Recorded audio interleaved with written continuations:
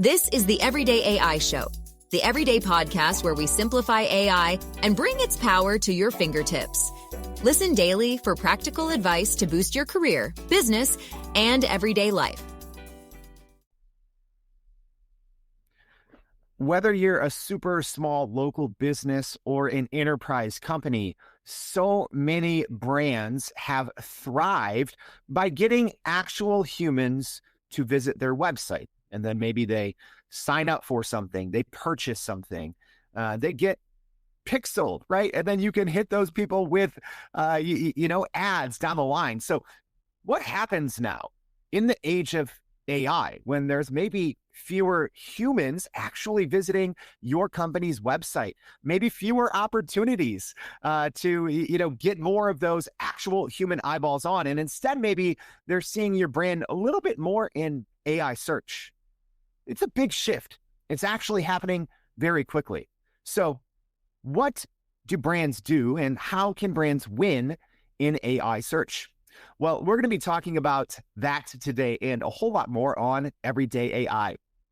What's going on, y'all? My name is Jordan Wilson, and I'm the host of Everyday AI. This is your daily live stream podcast and free daily newsletter, helping us all not just learn generative AI, but how we can actually leverage it to grow our companies and our careers. If that sounds like what you're trying to do, this is your home, the live stream of the podcast, but where you actually going to make it happen, that's on our website at youreverydayai.com. So there you can sign up for the free daily newsletter each day. We break down the daily podcast for the day, bringing you more key insights, maybe things we didn't even have time to get to. So make sure you go read that from today's conversation. And we also give you everything else you need to keep up with the world of AI news. Speaking of that, before we get started, let's quickly go over what is happening in the world of AI news, because there's a lot. And hey, live stream crew, got a question for you at the bottom. Let me know, and we'll get to it in today's conversation. So first, Anthropic has added, speaking of AI search, Anthropic has added web research and Google Workspace integration to its Claude AI assistant. So Claude can now search the web and also internal documents, providing responses with source citations to support transparency and auditability. So they now have integration with your Gmail, Google Calendar, Google Docs, and then they also did just release the web integration a couple of weeks ago, but they'll also be rolling out a version of deep research here in the coming weeks. So the new features are powered by, that word is still around, retrieval augmented generation, and are designed to meet strict enterprise privacy and security standards, according to Anthropic. So these updates make Claude a more competitive option against Microsoft Copilot, Google Gemini, and ChatGPT. The features are still in beta right now for select paid users, so you might not have it yet in US, Japan, and Brazil. Obviously, this came out a couple of hours after I kind of did my Hot Take Tuesday, on Claude and how it's so far behind. Obviously, a couple hours later, they introduced these new features. I tried them out. They're okay when they work, but it's in beta, so hopefully it gets better. All right, speaking of new features, Google is rolling out its new VO2 AI video generator inside of Gemini Advanced. So Google has started to roll out VO2, its very impressive AI text-to-video tool for Gemini Advanced users. So users can create 8-second 720p videos from text prompts with a focus on realistic scenes and smooth character motion. So access does require that $20 a month Google One AI premium plan, which matches the price of OpenAI's, ChatGPT Plus plan, which gives you access to their AI video generator, Sora. But Google's plan also includes everything else, all the, cloud storage and Gemini integration in Google apps like Gmail and Docs. Google also introduced Whisk Animate, very cool, letting users turn images into short videos, which is available in Google Labs. All right, last but not least, OpenAI. Yeah, everyone else is getting in on the updates, OpenAI as well. So according to reports, OpenAI is building an early stage social network with a real-time feed, signaling a push to compete directly with X, formerly Twitter, and Meta's upcoming social AI products. So the prototype social network from OpenAI centers on letting people share content, especially images generated with ChatGPT, through a social feed, aiming to make AI-powered sharing simpler and more engaging. So, CEO Sam Altman has been quietly seeking feedback, though it's unclear if the social network will be a new standalone app or part of ChatGPT. The project comes as OpenAI looks to gather its own user data for AI training, a key advantage held by X, which Grok can now tap into X's data, and Meta, as Llama can tap into all of Meta's social media data. So while still experimental, OpenAI's move could reshape how people use AI to create and share content with each other online. Yeah, a lot happening in the AI space, and there's a lot more. So make sure you go check that out on our website. All right, enough chit chat, y'all. I'm ready to talk AI search. How can your company win? Well, I have an expert here to help us figure that out. So please help me welcome to the Everyday AI Show, Chris Andrew, the CEO and co-founder of Scrunch AI. Chris, thank you so much for joining the Everyday AI Show. You're welcome. Thanks for having me, Jordan. All right, let's talk about it. Well, first, Chris, tell us what is Scrunch AI? What is it that you all do? Yeah, so Scrunch AI is an enterprise platform to help companies optimize for AI search. We started the company because we saw it impacting us first as consumers. Our customer journey was changing. I was visiting fewer websites. I was shifting my search behavior to GPT and Perplexity. And in return, I'm getting an answer instead of 10 websites. That's going to change the entire purchase journey for the typical customer, be it B2B or B2C. So our business helps enterprises optimize for that new customer journey by helping you understand if you're showing up in AI search, how you're showing up in AI search, and what you can do about it. So optimization platform to improve for this new AI customer journey. Yeah. And let's, before we dive into the bigger topic, Chris, let me know, what's the one biggest problem that they're usually facing when they come to you? Is it our traffic has gone nowhere? Or are people just seeing this and they're like, okay, maybe I don't know what's happening with our traffic, but I want to be showing up. What is it companies actually come to you with? Yeah, it often starts from a very personal concern. Like somebody on the team, often at the C level, has been using GPT or Perplexity. It's completely infiltrated their life, and they finally do a search for their own brand category. And they realize, wait a second, when I search for, things my buyers, my personas search for, my company's not showing up the way I would have thought it would show up, right? Like if I ask a question about my direct product, maybe I'm represented. But if I ask a question about the category or kind of an earlier stage customer journey question, my competitors are showing up or my content's not showing up. So it starts from a point of concern internally that, hey, these are the types of things we used to show up for in traditional organic Google search, and we're not being represented in an AI overview or in GPT or Perplexity. And so that's usually the starting point from a concern perspective. All right. And let's just skip straight to the end, Chris. So aside from, checking out your product, how can brands win in AI search is the question everyone's trying to figure out. Yeah, I think I would encourage brands to monitor and to understand how they're showing up today. You can do this in your own solutions, right? Go look at your weblog, see how frequently AI crawlers are accessing your content. You can work in your analytics platform to deeply understand, are you getting referral traffic from AI? Or our customers are seeing that referral traffic from AI converts at 2 to 5x the rate of traditional organic traffic. Now, why? It's because people are making their decision in a platform like GPT. They're doing all their evaluation, all their comparison. By the time they visit my website, they are ready to buy. And so what I encourage brands to do is to pay attention to the actual data that's coming back from the platforms. And even if you're doing it manually, rather than leveraging a platform like ours, go in and start understanding how these models are representing you. What are they saying about your category, about you? What sources are they using? Go to the starting point and understand that as a consumer, we've started to outsource browsing. Like the fact that we've browsed the internet for years, it was out of necessity. We didn't even realize it, but we browsed because we had to. Browsing is inefficient by the definition of the word.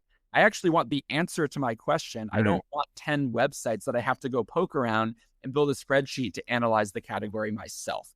So I think that's the big shift that we're encouraging companies to think. And yeah, hey, live stream audience, if you have any questions for Chris, make sure to get them in now, because I think this is something, whether you realize it or not, it is something that's extremely impactful. So, Chris, you kind of talked about this shift, but I want to tap into it a little bit more because, companies, maybe a year and a half ago when they're like, oh, where do I start with AI? It was a tricky question. At least for me now, especially for individuals, I say, hey, if you're actually on the flip side of the coin of how do brands win with AI search, on the flip side, how can you start leveraging AI immediately, regardless of where you're at? Can you talk a little bit just about this concept of, now we're outsourcing our browsing to AI, and what does that mean? Yeah, it means you need to rethink that customer journey, right? You mentioned it in your opener, but you've got your traditional marketing channels, you drive people to your website, you expect them to move around your website before they buy the product or request a meeting or click to download a white paper, whatever your conversion funnels may look like. We're looking at new conversion funnels where the primary consumer of content on your website is AI. Go look at your weblogs. You will see that these AI crawlers are all over your webpage trying to make sense of your brand. And if they can't find the answer on your website, they're going to go find the answer elsewhere, right? And so this idea that they are looking at everything externally on the internet about your brand is kind of the starting point for companies to pay attention to. And what that means from a shift perspective is your buyer's coming much more educated to your website. That can be a scary thing because you're losing control of the brand journey, the customer journey. Or you think of it as an opportunity. There's an opportunity right now to make sure that you're being represented the way you would like to in the AI search world. And a lot of companies are bringing more content online, right? They're making sure they have clear, concise information about their brand, their products, their services. They're adding new pages to their website. They're adding glossaries, FAQs, knowledge bases. Think about it. Large language models want language. They've been gathering all of the language in the world. And so when they come to your site to learn about your brand, they're looking for unstructured data. They're looking for text that they can then bring back into the model to synthesize with other sources to ideally represent you to your buyer. And so I would rethink that customer journey. This is not about just a change in search. This is about an entire change to the buyer journey. And that's interesting, right? I've had this kind of I don't know if it's a hot take for a while, but, I think the traditional, marketing funnel, so to speak, is kind of flat, right? And you kind of talked about it there because, as more and more users are using these tools, right? As an example, deep research, right? Great tools from Google, ChatGPT and others, right? But is the kind of the top of the funnel content that a lot of brands would generally spend a lot of time on, is that still even worth it? Because now customers are coming in so much more well-researched and maybe more ready to buy. So how should companies be thinking about that, quote unquote, traditional, content strategy, the traditional funnel strategy that's been working great for decades? Yeah, I think that top of the funnel content is still absolutely critical because maybe you're not educating a human on the very first step, but there is an AI model that is trying to educate a human. And so that AI model still needs access to that top of the funnel content. It needs access to the type of content that is about education, about your category more broadly. And so you absolutely should be creating that type of content, but think of the primary consumer of that content as an AI crawler. We don't need to be optimizing your blog posts for 50 keywords and having all of the backlinks. You need to be optimizing your blog post about the education stage for an AI crawler trying to get concise, accurate data to represent you as an expert back to the ultimate buyer. So it's definitely changing because I think the primary consumer becomes an AI crawler making sense of that information. Down the road, it may become an AI agent or bot.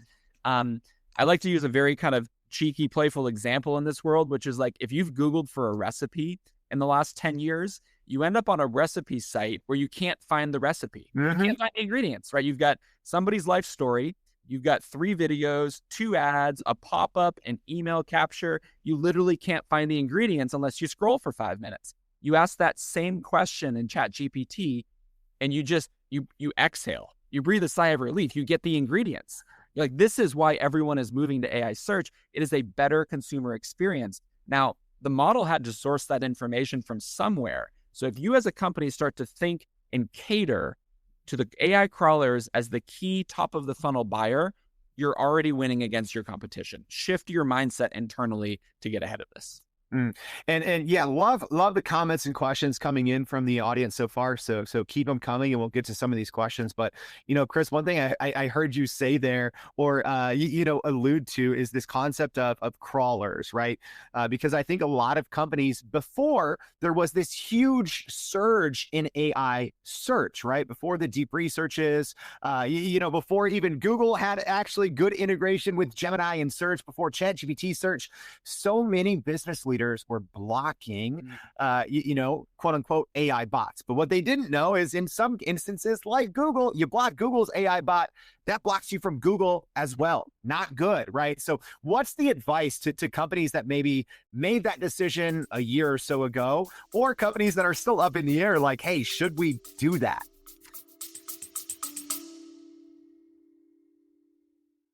Are you still running in circles trying to figure out how to actually grow your business with AI?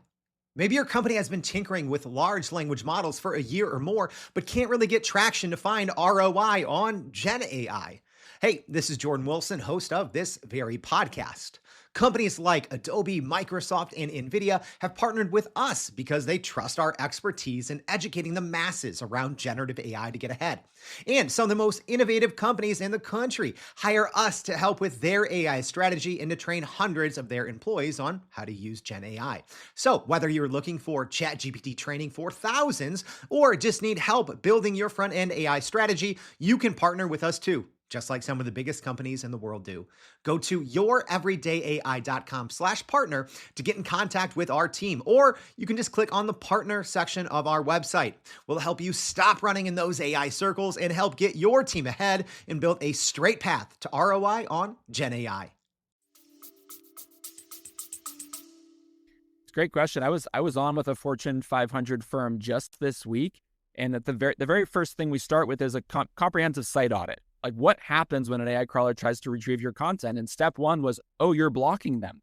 You're one of the few companies that is still blocking the AI crawlers. Now, this was done out of fear for their data, but this is a company that sells product and service. If you're a media company, it's a little more complex, but if you're a media company with, a need to build your audience, you're going to want these models to identify your content. I was even on with a media company that was like, why is our podcast not showing up in AI search results? Why are our conferences not showing up in AI search results?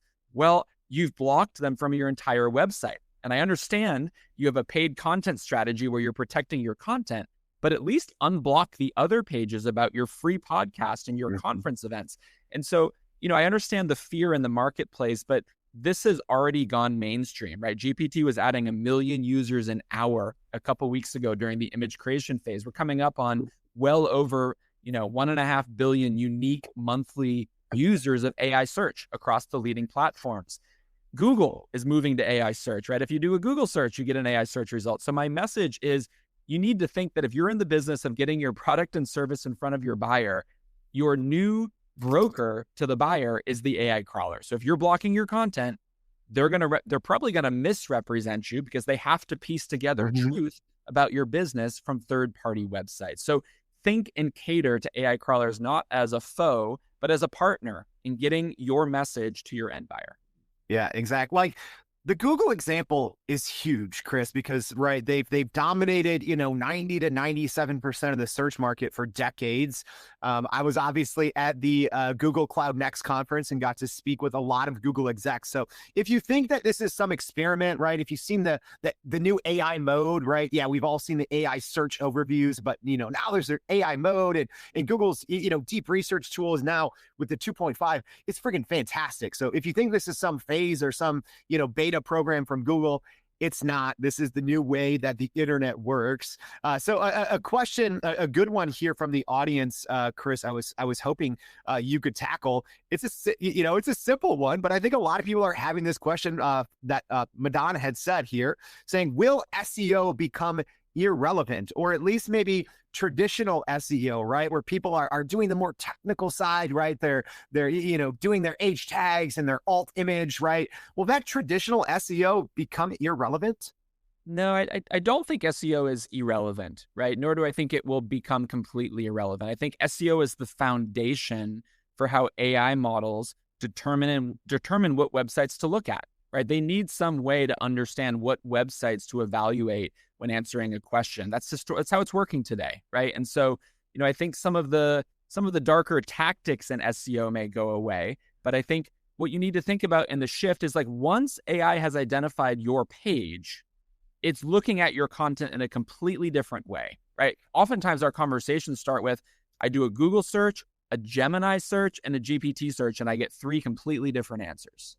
Why? The models work differently than the traditional Google bot, right? They're looking for the most relevant content to the intent of the buyer, and the structure of a prompt looks really different than a Google search, right? So Google search is often deeply keyword based. It's 1-word questions. It's 2-word questions.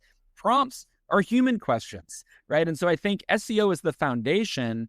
It is evolving, but the customer journey has permanently changed. And so in no way would I say get rid of your current SEO strategy. It's critical for ranking. It's critical for showing up to be considered, but it's changing rapidly. And underneath the hood, OpenAI has introduced its own search index. For the first the first kind of 6 months plus in the AI search space, Bing was the index that GPT was returning to. You'd ask a question in GPT, it would use the Bing search index. They've now got their own rival search index, which is indexing and making sense of websites in a different way. So we need to keep paying very much attention to the shift in the space, but SEO is still the foundation. Yeah, that's a good point. And, I think it's one of those things, it is moving very quickly, right? Like I just gave I gave the example of, this morning or, yesterday I did a show on Claude. And by the time like we got it up on our website, they had already introduced like a bunch of new features as it comes to accessing the internet with their tools. So yeah, I think it's hard to keep up, but important to as well. So, maybe one thing, Chris, that we've kind of talked about, this concept of AI crawlers and having clear and concise language. Right. I think for a lot of people, when they've thought of, writing content for the web, because for decades, right, I've technically been doing SEO for, like 20 plus years. For decades, you mentioned the recipe thing, right? You've gotten rewarded for, keyword stuffing and throwing in, dozens of, semantic related keywords, like regardless of if it actually solved the user query. So how can big brands, especially if they're maybe hurting for website traffic, how can they go about making that shift, right? When they've stuck to a game plan for a long time, and maybe it's always worked, and maybe it's not working anymore. Yeah. I love that you mentioned kind of the old tactics that worked, because that's what the incentives led search engine optimization folks to do, right? That's what the incentives were aligned for. What I'm so excited about with the AI search space, it's fundamentally better for humans, right? It's like, it's cutting through all of the noise to get me the answer, to find me the website that has the knowledge for the depth of my question. And again, this is why persona mapping is so critical. It's like you need to understand the intent of the buyer, right? Someone asking from one worldview, from one vantage point, one location is completely different than another.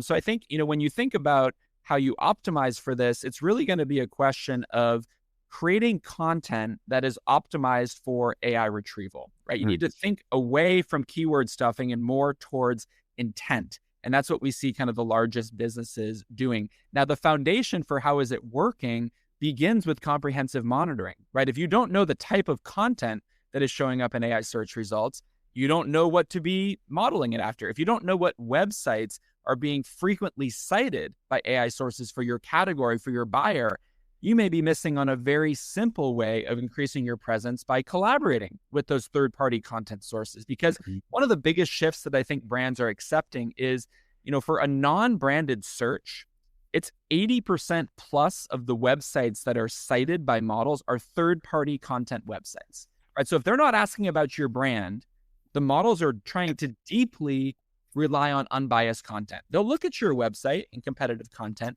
But the world of third-party content becomes even more critical because AI is leaning on it to get a rounded view of the category and answering the question. And so as an organization, I'd want to understand what content is working, what websites are relevant, and what are the gaps and strategies that I can deploy to make sure that my organization is showing up the way I want it to.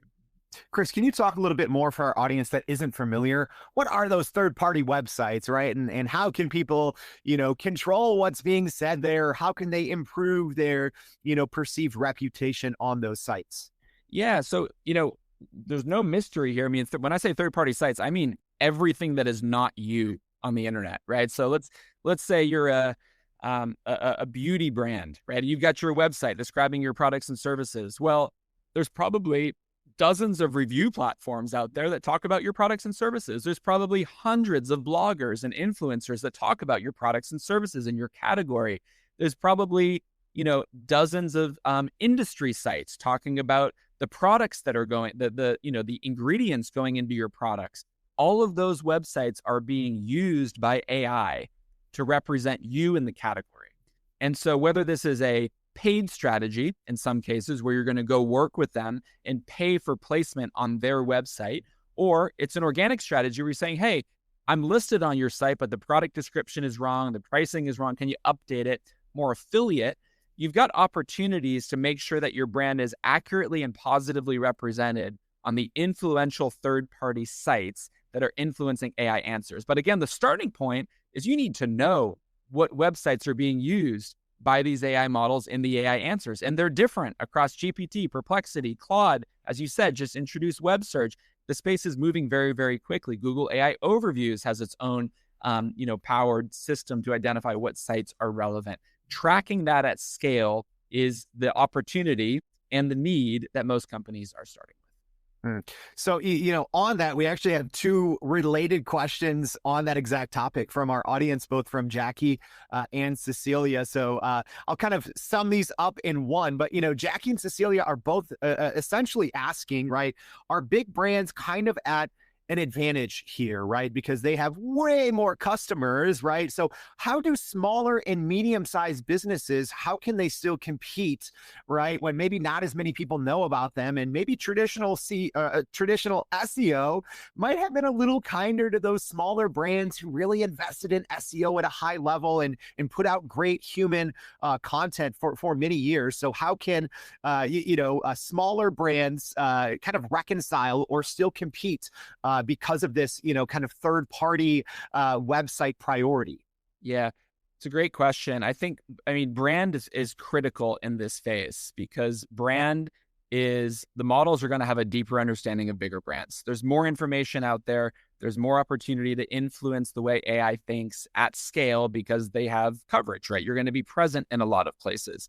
Now, what's really interesting about this shift is the long tail of content is becoming more relevant because the models are trying to match intent to the right source. And so we've seen a lot of instances where, content from the first couple pages of Google or Bing or Brave or whatever browser you're using doesn't even show up in an AI search result. It's the long tail of content where you might find a niche article from some blog or local business because they understand the intent of their persona and buyer. So again, we really start with comprehensive persona mapping because everyone's getting different answers in AI search. Now, as memory gets incorporated even more deeply, OpenAI announced just last week, I believe, that they're incorporating memory capabilities for all paid users now into AI search results. And so it's looking at your location, your information you've shared with it to get the right result to you. So I actually think small and medium-sized businesses have a huge opportunity to continue to produce targeted content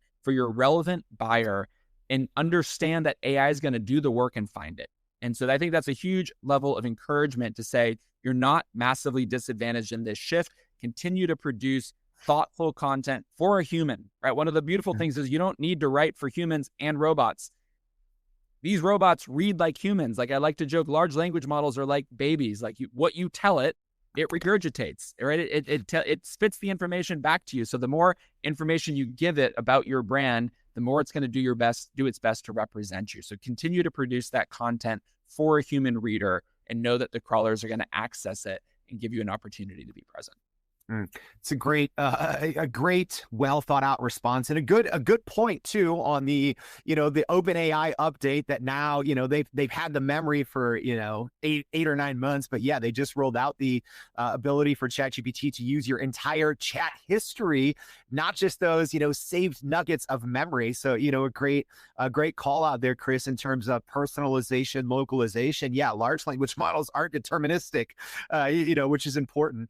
So one other question that I had, and you've mentioned a lot, things like AI search, companies and brands in order to win need to focus more on things like brand reputation, the consumer journey, understanding user intent, which sounds hard, right? Like I know a lot of people in my head personally, when they hear that, they're probably like, all right, let's get the whole team together and let's start, doing focus groups and meetings. But like, isn't AI, Chris, really good for that?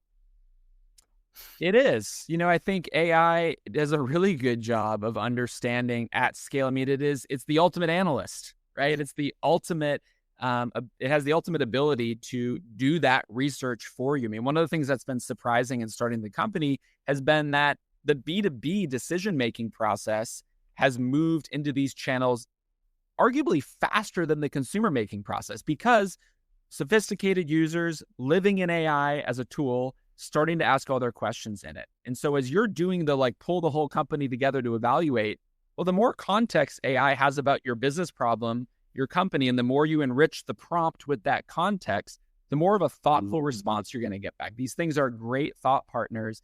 Now, they do still hallucinate sometimes. They will sometimes make up answers if they don't have data to base it on. So you need to bring a judicious lens, to the ultimate advice it is providing you. You know your customer well, you know your market well. But as you said, it's a good thought partner in kind of distilling what you need to do as part of this shift. All right. So, Chris, we've covered a ton in today's conversation that I think is really going to help a lot of business leaders who are grappling with this new challenge of winning in the era of AI search. But as we wrap up today's conversation, what is your one most important piece of advice? Like, what should a business leader go do today in order to start this winning on this uphill battle? Yeah. I would say stop ignoring it and go participate. And I think that's what's happening with your peers, right? My simple advice, and I don't think this is as controversial a take now, 18 months in, all of search is going to be AI search. Google is cannibalizing itself with AI overviews powered by their own large language models. They invented the space. They're not going to give up the space, but they are going to allow AI search results to infiltrate the search experience. We see organizations who are seeing their AI referral traffic nearly double month over month. And this has been sustained now for going on 6 months. This has the attention of the executive team. The largest companies in the world are shifting their marketing strategies to think about AI as an ICP, as a primary consumer of content. And so get a team together, start paying attention, start with some basic monitoring when you're ready for optimization and infrastructure to manage these crawlers and agents. Obviously, platforms like ours exist to do that, but it exists in a place that needs to start with a foundation of understanding if you're showing up, how are you showing up, and why. So come to the starting line. Your consumers are already there. That's why I started the company. I realized that I, as a consumer, had already changed my behavior. I'm not waiting for companies to adapt. Great advice. And I think, whether you're someone that's in, SEO, content marketing or not, it doesn't matter, because what Chris just laid out there is the truth. All search is going to become AI search. So if you want your company to remain relevant in the future online, you have to pay attention to it. So, Chris, this was a great conversation. Thank you so much for taking time out of your day to join the Everyday AI Show. We really appreciate it. Thanks, Jordan. Great to see you. All right. As a reminder, y'all, we covered a lot there, some fantastic insights, and there will be a whole lot more in our newsletter. So if you haven't already, please make sure to go to youreverydayai.com, sign up for the free daily newsletter. If this was helpful, tell someone about it. Chris just gave a ton of great advice, putting a ton of value out there in the world for free. So thank you for tuning in. Hope to see you back tomorrow and every day for more Everyday AI. Thanks, y'all. And that's a wrap for today's edition of Everyday AI. Thanks for joining us. If you enjoyed this episode, please subscribe and leave us a rating. It helps keep us going. For a little more AI magic, visit youreverydayai.com and sign up to our daily newsletter so you don't get left behind. Go break some barriers, and we'll see you next time.